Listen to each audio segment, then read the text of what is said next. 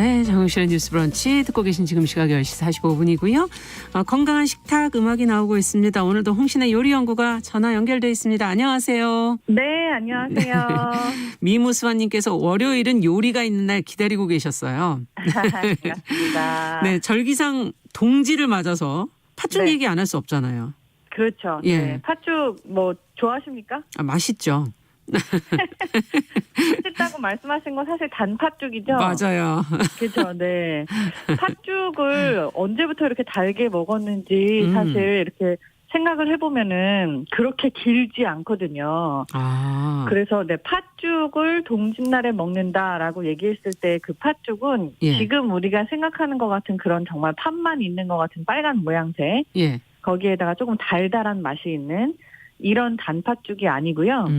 뭐 쌀이나 찹쌀이나 아니면은 새알심 우리가 말하는 그 하얀색 떡 예. 그게 들어가 있는 되게 담백한 달지 않은 심지어는 소금이나 간장으로 간을 맞춰 먹는 그런 팥죽을 의미를 했었어요. 예.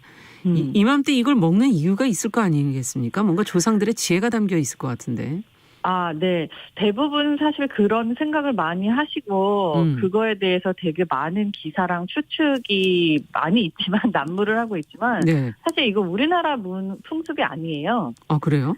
네, 이게 뭐 선조의 지혜나 이런 건 아니고 그냥 절기상 이렇게 된 것들을 먹는 중국 풍습이 우리나라에까지 전해져 내려온 거예요. 아. 팥 자체가 뭐 전 세계적으로 다 분포를 하고 있습니다만 뭐 중국 일부 지역에서 굉장히 많이 나고 네. 우리나라에 팥이 유입된 것도 살펴보면 그쪽을 통해서라고 사실 알려져 있는 게 정설같이 돼 있거든요. 근데 그 팥이 들어오면서 이제 이 팥을 어떻게 먹느냐 그리고 어떻게 재배를 하느냐 이거에 대한 고민이 사실 그런 풍습을 만들어내기도 한 것 같아요. 그렇구나. 중국에서 좀 역병으로 죽은 어떤 사람이 있었는데 네. 그 사람이 살아생전에 팥을 굉장히 싫어했대요. 그래서 그 역병으로 죽은 사람의 귀신도 나타나지 말라라는 의미에서 팥을 뿌리거나 팥죽을 써서 뿌렸다고 해요. 네. 그게 이제 그 사람이 태어난 날이 동짓날, 그러니까 죽은 날이 동짓날이었기 때문에 예. 이런 일이 생겼다고 하는데 그거를 그대로 이어받아서 우리나라에서도 이런 풍습이 생긴 게 아닌가 하는 설이 사실 여태까지는 가장 유력합니다. 그렇군요. 네. 네. 근데 어쨌든 팥죽에 앞서 소금을 넣거나 간장을 넣는 것이 원래다라는 얘기를 네. 해주셨어요. 설탕 넣으면 안 돼요? 설탕이 설탕을 이렇게 보급화해서 사용한 지 그렇게 오래되지 않았잖아요. 네. 저는 제가 몇 번 말씀드렸지만 이제 40대 훌쩍 넘은 중반 이후인데 네. 근데 저 어렸을 때는 귀한 손님이 집에 오시면 미지근한 물에 설탕물을 타서 드리기도 했었어요. 맞아요. 약간 생각이 나세요? 나죠. 왜 네. 세대를 자꾸 확인하려고 그러세요? 네. 근데 왜 모른 척하고 계셨습니까? 아니 그냥 가만히 대꾸를 하고 있었죠. 예. 네, 이렇게 네. 설탕이 조금 대중화되면서 많이 사용하게 된 지의 역사가 이렇게 몇십 년 되지 않는다라고 얘기를 할 수가 있는데 왜냐하면 사탕수수 재배나 아니면 사탕수수 유입하고 관련된 문제니까요. 그렇군요. 근데 이거를 달게 먹기 시작한 거는 사실 일제강점기 이후인 것 같아요. 특히 팥을 달게 먹는다는 거는 네. 일본 문화에 가까운 것이라고 알려져 있거든요. 예. 그래서 단팥죽이라고 하는 거를 디저트의 개념으로 그렇게 먹게 된 거는 약간 그 정도 시기라고 보시면 되고 그 이전에는 이제 팥죽을 쓴다라고 하면 이제 팥을 잘 골라서 그걸 이제 잘 불렸다가 네. 푹 무르게 삶을 때 약간 쌀을 넣거나 찹쌀, 맞아요. 새알심을 넣거나 해가지고 정말 우리가 알고 있는 그 모양과 맛이 모두 다 죽 형태인 네. 그런 걸로 존재를 어느 게 더 원조입니까? 그러니까 팥죽에 쌀을 넣기도 하고 안 넣기도 하시잖아요. 어떤 게 제대로인 거예요? 넣는다고 생각을 하시는데 넣는 건가요? 쌀이 안 보일 뿐이지 가루 형태로 들어가는 겁니다. 아, 그렇군요. 이게 팥만 가지고 그 점도를 내기는 조금 힘들어요. 여러분이 알고 있는 그 점도를 내기는요. 그래서 이게 쌀이나 찹쌀을 물 형태로 풀어서 그렇군요. 안에다 집어넣고 그리고 팥 색깔을 조금 더 살리는 그런 형태의 팥죽이 지금 많이 유행을 하고 있고요. 특히 단팥죽 같은 경우에는 쌀알이 거의 보이지 않죠. 그렇죠. 근데 쌀알이나 찹쌀알 혹은 이렇게 새알심이 들어가 있는 형태가 사실 조금 더 오래된 형태라고 보실 수 있죠. 네, 근데 새알심 새알심을 만들어서 이제 넣으면 왜 이렇게 흐물흐물해지는지 그게 제대로 쫀득쫀득 맛있게 돼야지 잘 된 거 아닌가요? 네. 근데 그거는 시간의 문제예요. 시간이요? 그러니까 새알심이 처음에 만들어서 들어갔을 때 이제 탱탱하고 쫄깃쫄깃하겠죠. 네. 근데 그 안에서 오래 이제 죽하고 같이 수분이 계속 이렇게 머물가다 보면은 조금 풀어지는 게 당연히 그 전분의 성질이다 보니까 좀 새알심이 많이 풀어지고 굉장히 흐물흐물하다 하면은 그거를 넣고 끓인 지 오래된 죽이구나라고 생각하실 수 있는 거죠. 그럼 먹을 때 그때그때마다 이렇게 넣어야 되는 거군요. 그렇죠. 그리고 생각보다 새알심을 그냥 죽에다가 생 거 그대로 넣어서 익히는 것보다는 물에다가 한번 삶은 상태로 익혀서 다시 죽에다 넣는 경우가 더 많아요. 네. 그렇게 해야지 새알심 자체가 굉장히 탱글한 그런 맛을 유지할 수 있거든요. 예, 그렇군요. 지금 금성무님께서 79년 이전 얘기다 설탕물 손님 대접. 예, 네. 말크뷰트 씨는 빵 터졌다고 지금 글을 올려주셨는데. 당연하죠. 네. 예전 이게 시기가 다 나오네요, 벌써. 근데 이제 좀 죽 얘기로 넘어가 보죠. 보편적인 네. 죽으로. 이거는 아무래도 아플 때 소화 안 될 때 먹는 거 아니에요? 그렇죠. 죽이라고 하는 거의 형태의 정의 자체가 곡물을, 그러니까 특히 쌀 같은 경우를 빻아요. 그래서 뭐 반태라든지 4분의 1태 혹은 우리가 완전히 가루 형태로 빻아서 만든 죽을 미음이라고 따로 부르기도 해요. 네.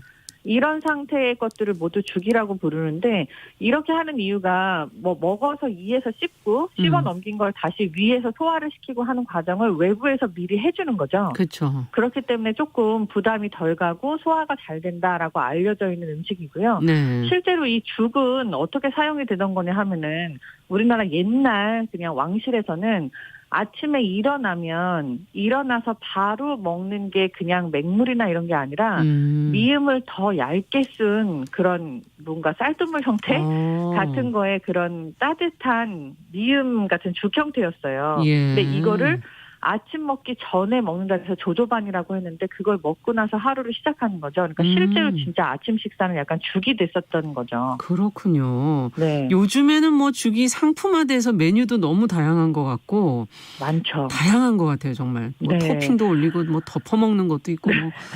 맞아요. 네.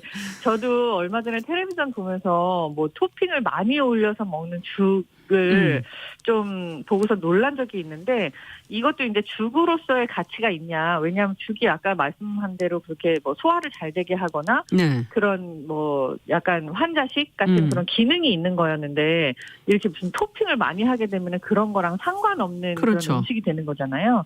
근데 약간 죽의 발전이라고 보시면 될 것 같아요. 이게 죽을 뭐 환자식, 유동식 그 소화가 잘 되기 위해서 먹는 그런 기능적인 면보다는 네. 맛으로 접근을 했을 때는 약간 뭔가 곡물인데 부담 없이 후루룩 먹을 수 있고 그렇지만 요걸 반찬을 조금 더 맛들인 걸 곁들여가지고 뭔가 한 끼 식사로 되게 푸짐한 그런 거를 노린다라고 할 수 있는 것 같아서 저는 그것도 되게 좋은 변형이라고 생각을 하고요. 예. 그것마저도 죽이 약간 요리에 가까워지는 뭔가 다른 변신이 아닌가 싶어서 이것도 네, 시대 흐름인 것 같습니다. 그렇군요.